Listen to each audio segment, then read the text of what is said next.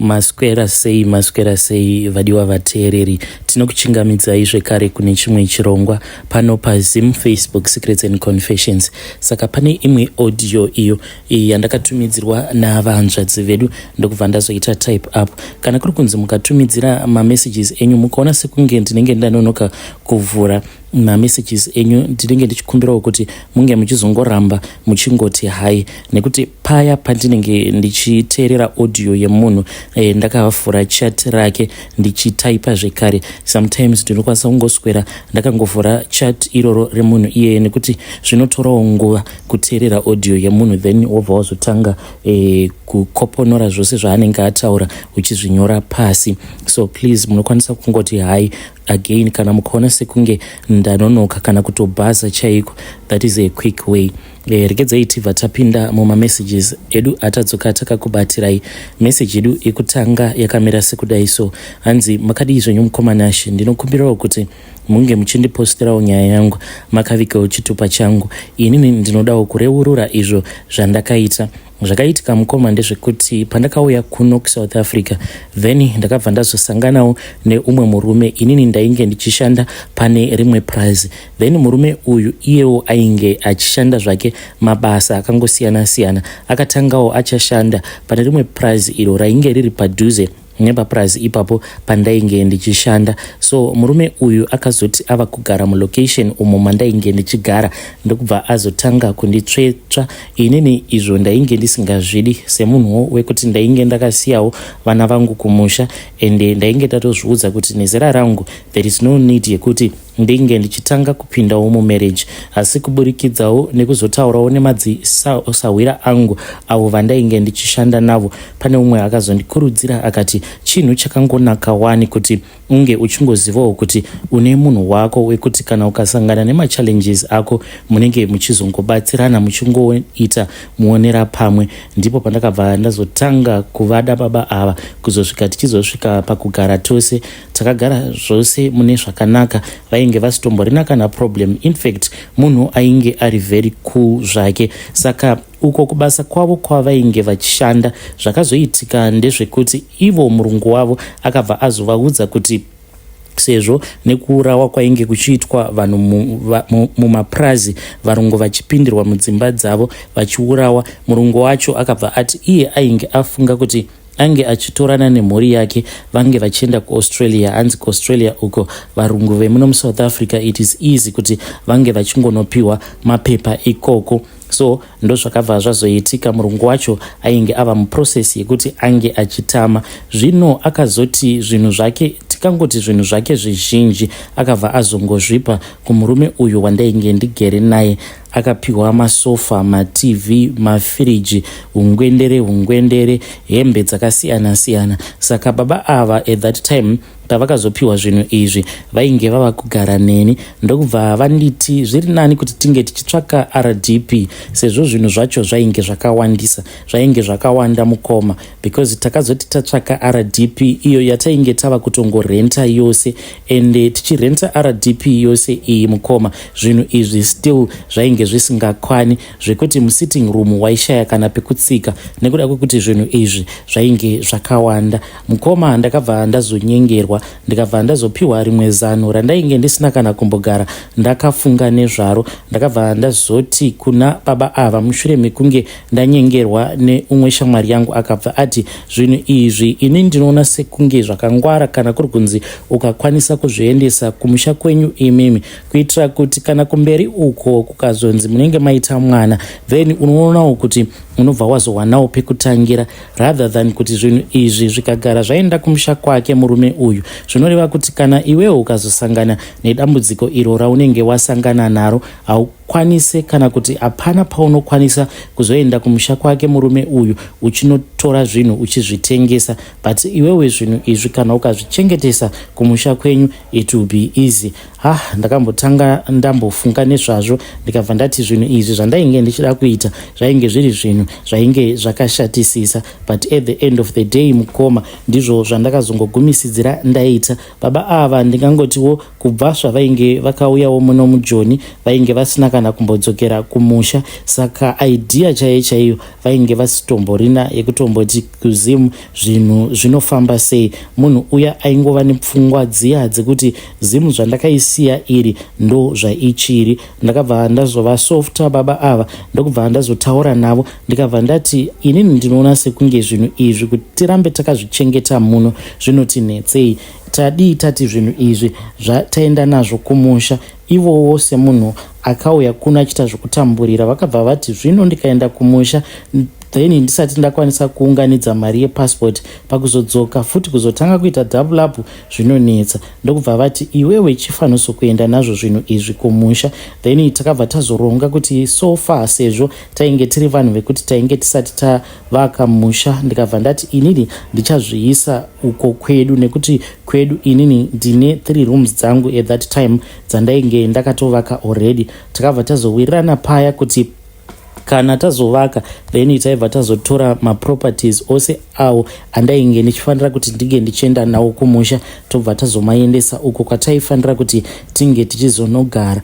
Zvadaro mukoma zvinhu zvose ndakazvishifta, zvimwe ndo zvataitumidzira nana malaicha, zvimwe ndo zvandaizotevera nazvo nebhazi. Ndakasiya mumba musina kana chinhu. At that time hangu pfungwa dzekuti baba ava inini navo tichazosvika pakurambana, pfungwa idzodzo dzainge dzisitomboripo.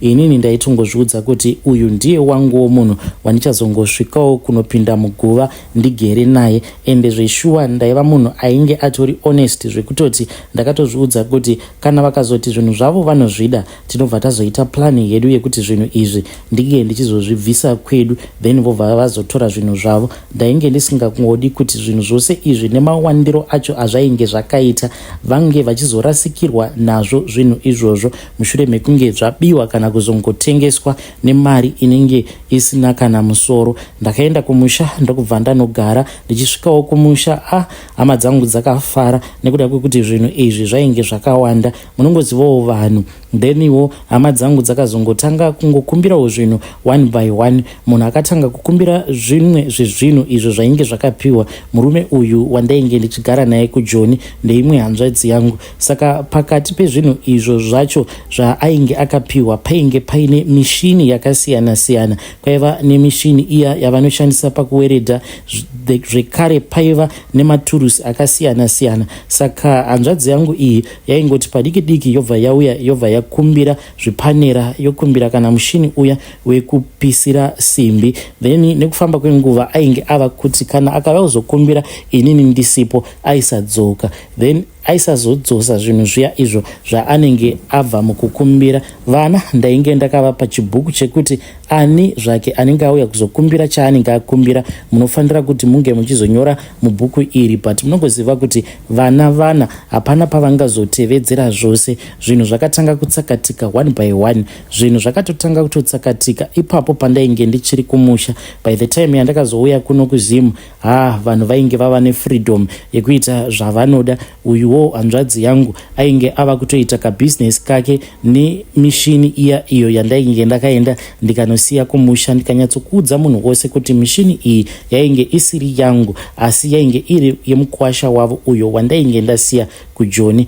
Zvinhu zvakashandiswa kusvika zvaparara zvose. Next time around pandakazodzoka kuzimu ndo pandakabva ndaona kuti zvinhu izvi zvainge zvava kusatomboita kuti ndirambe ndakagara navo baba ava, nekuti kumberi uko ndakanzwa ndichitya kuti kana vakazoti ndava kuda zvinhu zvangu paikwanisa kuzonetsa. And at that time ivowo vainge vaita mistake because pane pavainge vakaenda kumesina neumwe murungu uyo wavainge vava kushandira. Saka vakazoti vapiwa kamari kavo ndokubva vangotenga mazenge. Already vainge vatova in communication neumwe munin'ina wangu vachingoita nabanguru namainini. Saka ivo vakabva vazotaurirana ndokubva vazotenga mazenge aya vari mumesina, vakabva vazomabatisa vamwe vana malaicha vanoendawo kumaraini ekwedu. Zvinhu zviya mukoma. By the time yandakazozvinzwa ndakanzwa mwoyo wangu uchitsemuka kuti already zvimwe zvinhu zviri kumusha zvakatoparara kudhara, zvimwe zvakatotsakatika. Apa munhu obva awedzera zvekare kutenga mazenge awa ainge achinzi achazopfuurira nekufamba kwenguva achizoenda uko kwatainge tichida kuzovaka musha wedu. Asi mazen'e aya mainini vakabva vazomatora ndokubva vazototanga kuzotoisa roofing yavo panyowani vachibvisa mamwe mazen'e ayo avainge vakashandisa panguva yavainge vachiri kuvaka katurumu kavo. Zvose izvi mukoma zvainge zvichingoitwa pasina kana ani zvake ainge achimboya kwandiri achidawo kumbondiudza kuti izvi ndo zvainge zvichiitika. Mukoma ndega ndakabva ndatoona kutoti pana panyaya yavapo murume uyu ndava kutomuramba. Takabva tatanga kuva vanhu vekuti tainge tichingonetsana because apa ndainge ndava kutobloka pfungwa dzake dziya dzekuti tiri kufanira kuti tinge tichizovaka tose. Ndakamunetsa ndikamushungurudza kusvika ega azosvika pakuti ndava kuzviona kuti nezvangu hauchandidi. Ende zuva raakazozvitaura zvinhu izvi pane umwe musi paakauya apo patainge tichikwirira truck iro rainge richitiendesa kubasa. Saka akati auya ipapo mushure mekunge tanetsana ndamudzinga mumba mangu, then mangwana makuseni ndokubva auya achida kuti tinge tichizotaurirana. Ndakabva ndamubata kola ndokubva ndatanga kumurova. Iyewo akabva ashaya simba rekuti oita sei. Ega akabva atoona kutoti zverudo apa painge pasisina. Kubva ipapo mukoma kana kubasa ainge ava kusaenda, ainge ava munhu wekuti aingoswerera ndari. Munoona ndari dziya dzemuno muSouth Africa dzekuti vanongoswera vakaungana pamba apo panenge pachiita zvekubikwa madoro. Ndo zvaainge ava kungoita izvozvo. Usiku waizomuona manje otorana nezvichembere zviya izvo zvaanenge aswera achinwisana, izvo zvaanenge aswera achinwisana nazvo doro, then vobva vaenda. Akazotogumisidzira ava kutogara pamba peimwe chembere muzulu kuzotosvika iye azosvika pakurwara. Akarwara zvainge zviri serious zviya zvekutoti munhu waakanozviuyisa maari mukadzi uyu munhu wekutoti ainge akatomborwara previously, kurwara zvezviya zvekutoti vanhu vakatombofungidzira kuti achafa. Tainge tichitoshanda naye mukadzi uyu ende munhu wose aitozvizivira kuti mukadzi uyu anonwa mapiritsi eHIV. Saka ndipo paakabva azoenda ndokubva azonozviwisira mumaoko emukadzi uya. Iyewo haana kana kumbotora nguva ndokubva atoreacta ndokubva atanga kurwara. Akati arwara mukoma akaita kudzingwa pamba pechembere iyoyo, akadzingwa sekunge munhu asina kukwana. Ndo pandakabva ndazoudzwa nevanhu vemunharaunda kuti munhu uyu sezvo wakambogara naye wadii kumubatsira. Mukoma neniwo ndakabva ndaomesa moyo wangu ndikabva ndati handikwanise kumubatsira nekuda kwekuti takarambana plus hatina kana kumbogara tazvara tose.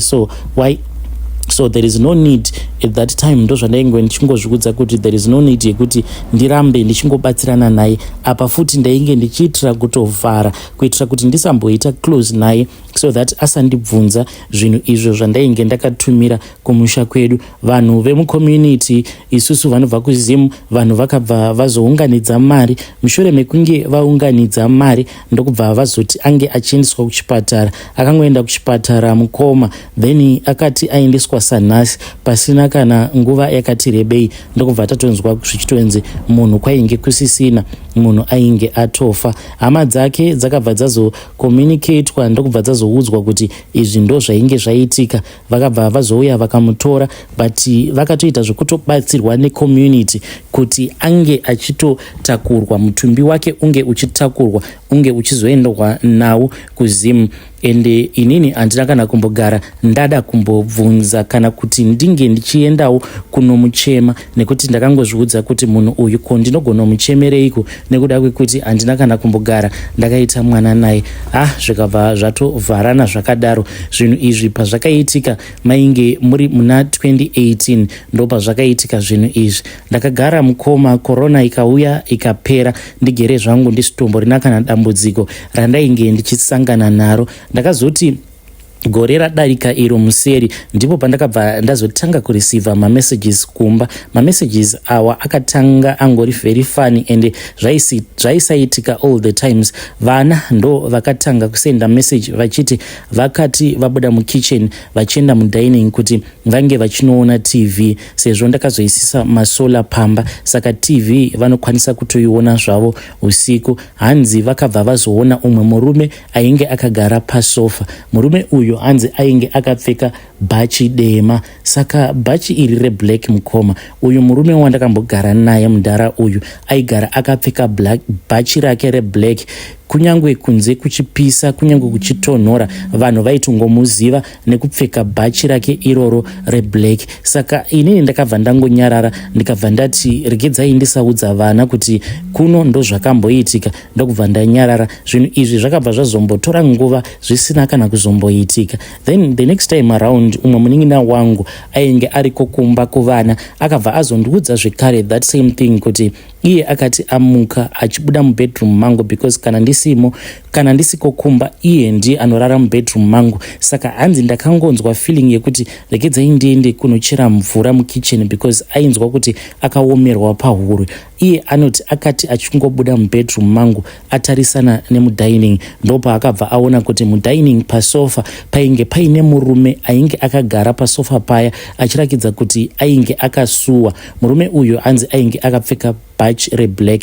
Paakazobwaira zvekare hanzi ndokubva aona kuti mudining omu mainge musitomborina kana chinhu. Zvinhu izvi mukoma ndakambotanga ndichazviignore kudzamara ndega ndava kutotanga kutoitawo mareaction. Dzimwe nguva ndaikwanisa kungomuka mukoma ndobva ndaona kuti izvo ko ingawani pane munhu andibvisa chipfeko changu chemukati. Izvi zvakaitika several times. Ndakasvika pakuti pandinenge ndava kunorara ndaipfeka matight aya anenge akapfupika, then ndobva ndapfeka rimwe leg in, aya maleg in anenge akareba kuitira kuti ndinge ndichinyatsokuona kuti what is going on with me. Asi still mukoma munhu uyu aiuya obva andibvisa tight zvekare neleg in, obva azondibvisa chipfeko changu chemukati. Chipfeko changu ichi chemukati chaimuka chichinhuhwa, kunhuhwa chaiko apa chinenge chakangoraswa padhuze nemubhedha. Zvinhu izvi mukoma zvakaitika for a very long time. Ndokubva zvamboti zii mushure mekunge ndatanga kuendawo kune imwe chechi iyi ndeye Masowe. Pandakatanga kuenda ikoko zvikabva zvazomboti zii, asi pari zvino zvadzoka zvekare, and this time around zvadzoka zvine simba nekuti dzimwe nguva mukoma ndinototi paya pandinenge ndangopinda mumachira ndinobva ndatonzwa kutongoti whip. Then pandinozotarira kudai ndinobva ndatoona kutoti chipfeko changu chemukati chinenge chatokururwa. Ndava munhu wekuti ndava kungogara ndichingotya mukoma.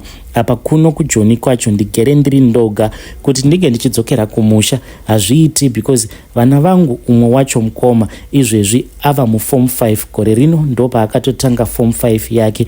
Kuti nditi zvekushanda handichadi, ndinonzwa ndichitya kuti saka kana ndikaregedza basa vangu vana vachazoita sei. I regret zvandakaita mukoma nachi, ende zvose izvi ndakazviitwa kuburikidzwa nekunyengererwa nemadzishamwari kuti iwewe muvhare zvinhu izvi unozozvitengesa later in the future. Kana riri sesofa racho mukoma ainge ari aya maleather sofa, but munongoziva kuti vanhu kana vasina kushandira chinhu chavanenge vazongokaruka vava nacho mumba, vanhu havazombochitori havazombochibati zvakanaka. Ndo zvakazoitika pamasofa awa. Ndakangoti ndangomasiya mukoma, pandakazodzoka ainge atotsemuka. Vanhu vaiti vachidya paya vanenge vachirasira mvura ndo vairasira mvura. Mumwe ndiye aiswera akararapo pasofa ipapo kusvika leather sofa rakwangamuka ranyangara mukoma. Pari zvino sofa iroro harichatarisiki, angova makomba.